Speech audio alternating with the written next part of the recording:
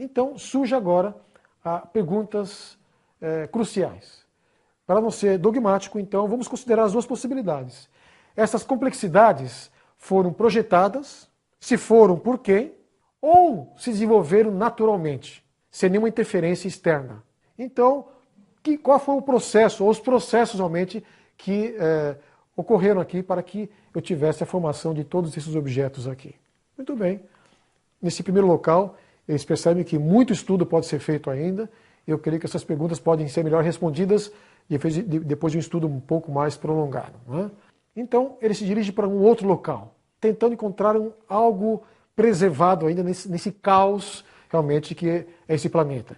E percebe que existem algumas estruturas aparentemente danificadas. Dá para imaginar que havia algo mais complexo. Já o filósofo resolve realmente lucubrar. Não, está vendo aqui realmente essas forças naturais, esses ventos, rodamuinhos, aí eles vão realmente esculpindo esses materiais e gerando isso aqui. Aí o pesquisador, bem, realmente eu acho que não. Alguma coisa existiu aqui e foi danificada. Mas está tudo muito destruído e o ar está um pouco pesado aqui, um pouco poluído. E continuam viajando. Finalmente, eles conseguem identificar uma estrutura preservada, um vale que não foi afetado pelas explosões e parece estar intacto. E algumas estruturas semisféricas, esbranquiçadas, o que seria isso?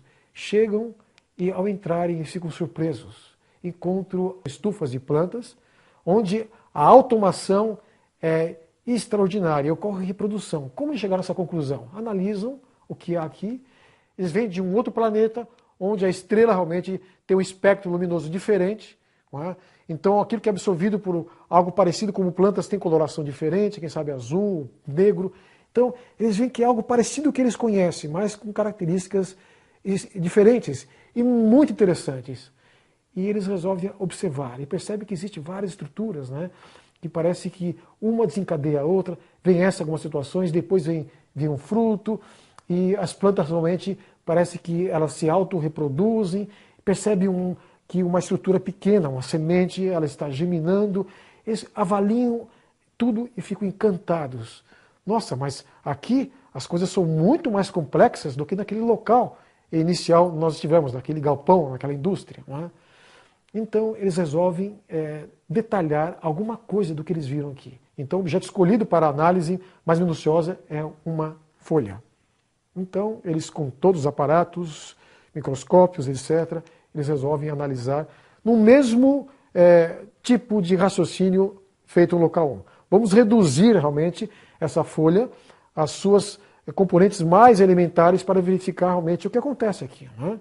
Então, esse tamanho que aqui está, em torno de 10 centímetros, e vão realmente procurando observar o menor, os aspectos mais delicados, chegam realmente numa escala de 1 milímetro e percebem que existem alguns vasos e vem realmente a seiva fluindo por esses vasos. Quer dizer, um líquido que nutre as plantas e continuam reduzindo. Chegam a algo interessante e percebe que é o componente que promove a troca de gases entre as plantas e a atmosfera, como se fossem as unidades respiratórias das plantas.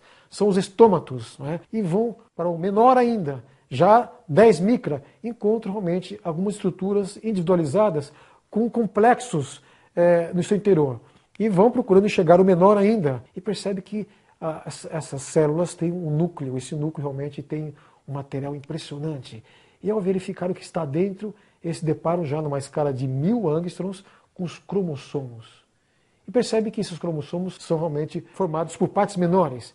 E vê essas formas helicoidais e descobre realmente o DNA. E percebe que isso aqui é uma estrutura muito complexa. E percebe que o nível de informação aqui contido é muito superior àquele teclado, àquele computador visto anteriormente. Algo fantástico. Eles ficam fascinados com essa estrutura, que não é bem a estrutura elementar dessa folha. Poderiam realmente dividir em partes menores. Já estão na escala dos 100 angstroms, parecido com a escala daquele transistor visto anteriormente naquela indústria. Então, eles estão impressionados. O filósofo já está quase convencido de que essas estruturas não podem ter sido formadas naturalmente. É algo muito complexo e tudo está interligado. Essa coisa intrincada e complexa parece realmente exigir alguém, um planejador. mas ele procura realmente se reservar. Vamos ver o que pode se formar naturalmente e o que realmente exige ação inteligente.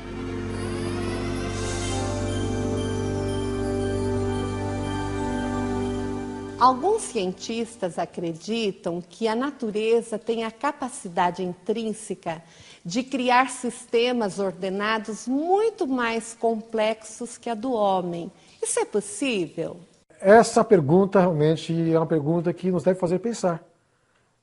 Que a natureza realmente apresenta complexidades e estruturas muito mais complicadas do que aquilo que o ser humano é capaz de realizar, fica a seguinte indagação: será que a natureza é capaz de criar essas estruturas, essas complexidades? Ela tem esse potencial por si mesma? Alguns pensam que sim. Mas vamos continuar a nossa história, nossa parábola, para ver realmente aonde ela chegará. Eu creio que parte dessa pergunta poderá então ser respondida. Um relatório então deverá ser preparado, um relatório que contém os dados coletados no segundo local, né? Então, toda a estrutura está aqui. Quem estiver dentro realmente dessa cúpula irá verificar uma ordem que não existe lá fora, né? As figuras hexagonais permitem realmente verificar que esse local aqui, dentro dessas estufas, é um local bastante protegido. Bem, e a análise mais minuciosa da folha permite, então, as seguintes questões.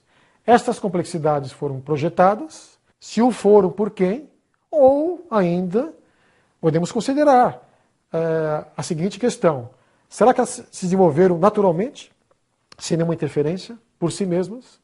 Então as duas perguntas realmente ficam lançadas. Bem, os três se reúnem, um tempo realmente prolongado foi dedicado à pesquisa, se verifica a necessidade de aprofundar mais ainda, especialmente no segundo local, que realmente contém uma complexidade muito maior, processos autômatos e de autorreprodução muito mais avançados, mas os três se reúnem então para uma avaliação preliminar, né?